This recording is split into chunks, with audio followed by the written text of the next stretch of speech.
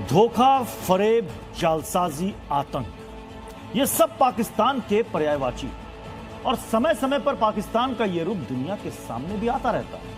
और इस बार पाकिस्तान के इस फरेबी रूप का शिकार हुआ है अमेरिका। मेरे पाकिस्तानियों, बहुत ही बड़ी बड़ी डेवलपमेंट्स हो गई हैं आज। जिस खदशे का इजहार मैं मुसलसल कुछ दिनों से कर रहा हूं, अब वो मजीद तकवीयत पकड़ता जा रहा है। तो ट्रंप से गद्दारी क्या पाकिस्तान को भारी पड़ेगी?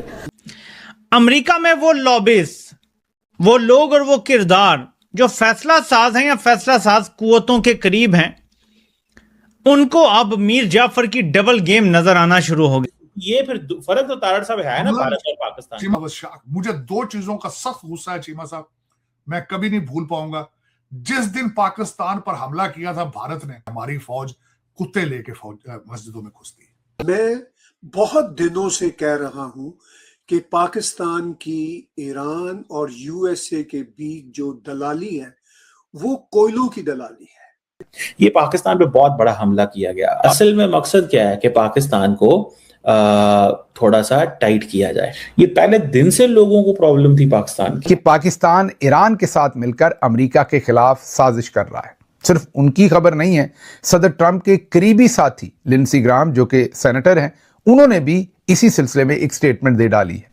फिर साथ ही साथ इस्राएली प्राइम मिनिस्टर नेतन्याहू ने एक टीवी इंटरव्यू में सीधा सीधा ये कह दिया है कि पाकिस्तान इस्राइल के खिलाफ अमेरिका में साजिश कर रहा है। मैं डे वन से कह रहा हूं ये गद्दारी करेंगे। ये ईरान के साथ भी गद्दारी, इन्होंने ईरान के साथ गद्दारी की, ठीक है जी।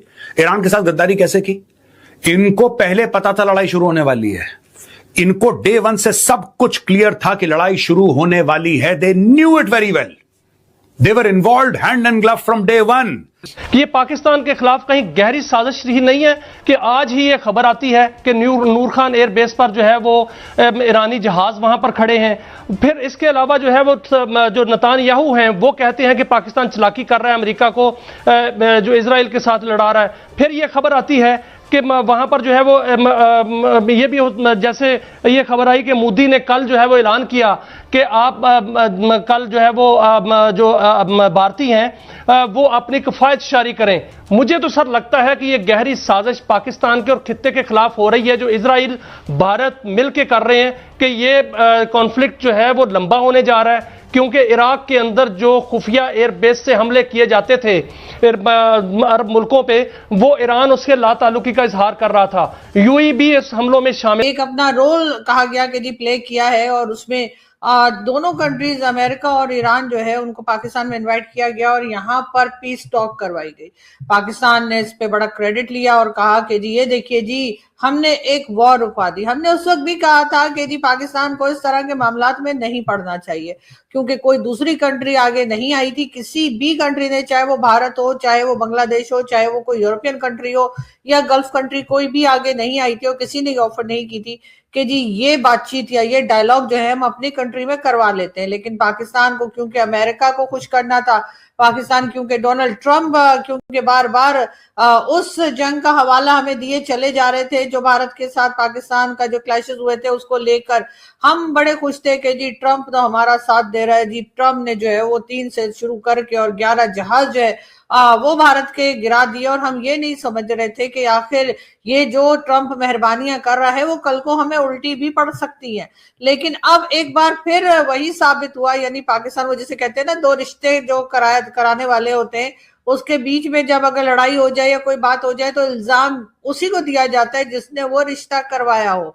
इस वक्त पाकिस्तान की हालत बिल्कुल वही है। पाकिस्तान क्योंकि हर वक्त IMF के दर पे होता है, हर वक्त वर्ल्ड बैंक जाना होता है या गल्फ कंट्रीज से हमें पैसा चाहिए होता है, जो कि अमेरिकन अप्रूवल के बगैर पाकिस्तान को नहीं मिलता। इसीलिए पाकिस्तान ने जो है अपना ये रास्ता चुना कि चले हम ये दोनों कंट्रीज की बीच में बात करा देते हैं, यहाँ पर मीटिंग करवा देते हैं, अपनी जगह ऑफर कर देते हैं कि आइए यहाँ पर बैठ के बात करें। मैंने हमेशा कहा पाकिस्तान इतना स्ट्रॉन्ग कभी भी नहीं रहा कि वो ये दावा कर सके या ये क्लेम कर सके कि जी हम दोनों के बीच में अमन करवा देंगे और दोनों इसके बाद नहीं लड़ेंगे या किसी किस्म के क्लैशेस नहीं होंगे। ज़हन में आता है कि ये खबर किस हद तक सच्ची हो सकती है। पाकिस्तान ऐसा कर सकता है?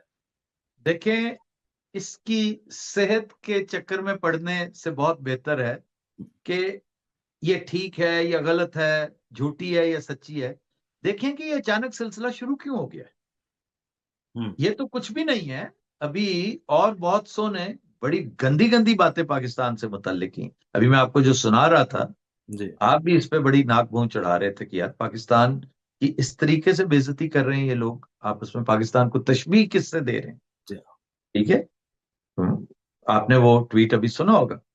तार साहब, अमेरिकन मीडिया ने कहा है जी कि ईरानी कुछ जो मिलिट्री एयरक्राफ्ट हैं वो पाकिस्तान में खड़े हैं, और सुबह आज लिंडसे ग्राहम ने कल ये कहा कि जनाब मुझे पाकिस्तान पे एतबार नहीं है, और अमेरिकन मिलिट्री के जो चीफ हैं और डैन केन और सेक्रेटरी ऑफ वॉर ने तो कहा है कि हम नेगोशिएशंस हो रही हैं, कुछ नहीं करेंगे। लेकिन अभी थोड़ी देर पहले ट्रंप साहब ने कहा है कि मैं पूरा पाकिस्तान पे ट्रस्ट करता हूँ। इसको बहुत ज़्यादा जो है हमारे दोस्त भारत में बहुत हाईलाइट कर रहे हैं। एक तो इसकी क्या वजह है, कुछ लोग पाकिस्तान में भी बहुत हाईलाइट कर रहे हैं। और तारड़ साहब, एक और खबर भी है कि कराची के अंदर एक बहुत खातून है जो कोकेन का बिजनेस करती है, बड़ा उसका नाम है। ये तारड़ साहब जरा उस पर भी आज रोशनी डालें। हम इंटरनेशनल पॉलिटिक्स तो डिस्कस करते रहते हैं, हमारे इंटरनल भी मामलात, और फिर तेल बड़ा महंगा हो गया, लेवी बहुत लगा दी है हुकूमत ने, जो है ना वो पैसे कमा रहे हैं टैक्स लगा लगा के। इस पे भी जरा कमेंट करें प्लीज। चीमा साहब, सबसे पहले तो मैं अर्ज करना चाहता हूं कि इस वक्त अमेरिका के अंदर जरीदे क्या कह रहे हैं। जरीदे ये कह रहे हैं, तेहरान कहता है कि हम जंग के लिए बिल्कुल तैयार बैठे। दूसरी तरफ से अमेरिका प्रेसिडेंट ट्रंप कहते हैं कि हमारा जो सीज फायर है वो लाइफ सपोर्ट के ऊपर। पाकिस्तान अभी तक पर उम्मीद है। कतर ने कहा है कि ईरान को चाहिए कि हरमूज के जरिए गल्फ कंट्रीज को ब्लैकमेल ना करे। बीबी नेतन्याहू ने अपना शोशा छोड़ दिया है। उसने कहा है जी कि हमारे खिलाफ जो प्रोपेगेंडा है वो पाकिस्तान की बिल्डिंगों की बेसमेंट से हो रहा है। चौथी चीज जो आपने खुद अभी फरमाई है कि चीमा साहब के जहाज, ईरान के जहाज नूर खान एयरपोर्ट के ऊपर खड़े हैं। मैं इस पे थोड़ी सी बताना ये चाहूंगा कि लोग ज्यादा लोग नहीं ये कह रहे, मुझे पता है लोग कौन कह रहे हैं। कुछ ये बीजेपी के भगत हैं जो कि परेशान है, स्लीपलेस है इस वक्त पाकिस्तान के पोजीशन। दूसरी तरफ से अमेरिका प्रेसिडेंट ट्रंप कहते हैं कि हमारा जो सीज फायर है वो लाइफ सपोर्ट के ऊपर। पाकिस्तान अभी तक पर उम्मीद है। कतर ने कहा है कि ईरान को चाहिए कि हरमूज के जरिए गल्फ कंट्रीज को ब्लैकमेल ना करे। बीबी नेतन्याहू ने अपना शोशा छोड़ दिया है। उसने कहा है जी कि हमारे खिलाफ जो प्रोपेगेंडा है वो पाकिस्तान की बिल्डिंगों की बेसमेंट से हो रहा है।